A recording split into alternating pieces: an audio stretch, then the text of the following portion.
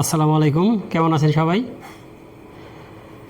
এই পেঁয়াজ সংরক্ষণ মেশিন বা এয়ার ফ্লো মেশিন, আবার কেউ বলে ব্লোয়ার মেশিন।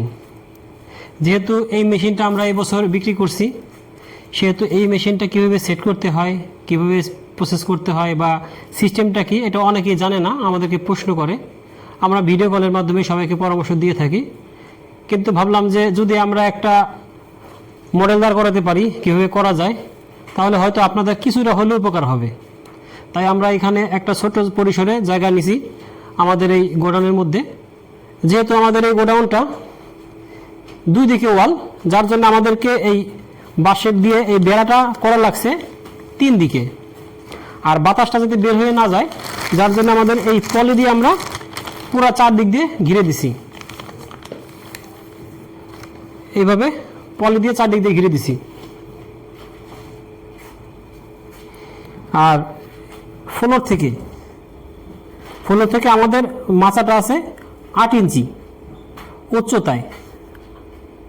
আর এই বাঁশগুলো আমরা দিছি, এই প্রত্যেকটা বাঁশের এইখানে ফাঁকা রাখছি আমরা 2.5 ইঞ্চি করে।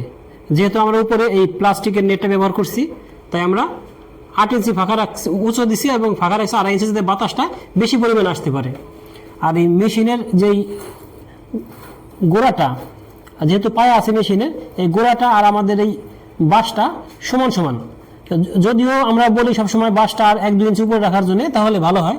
আর আমাদের মাপটা এভাবে দিছি যে সমান সমান রাখছি।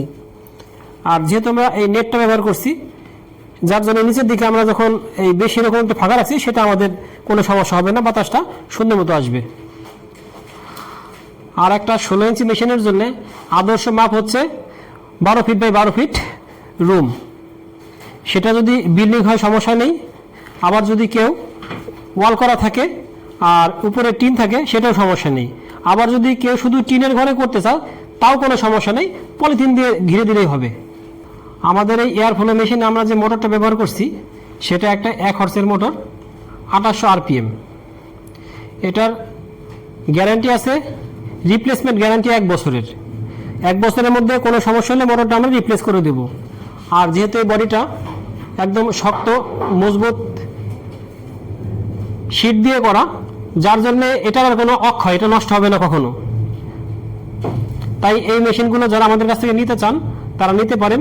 এবং আমাদের এখানে এসে আমরা কীভাবে করছি, মাচা কীভাবে তৈরি করছি, কোন প্রসেসে করছি, সেটা দেখতে চাইলে আপনারা দেখতে পারেন।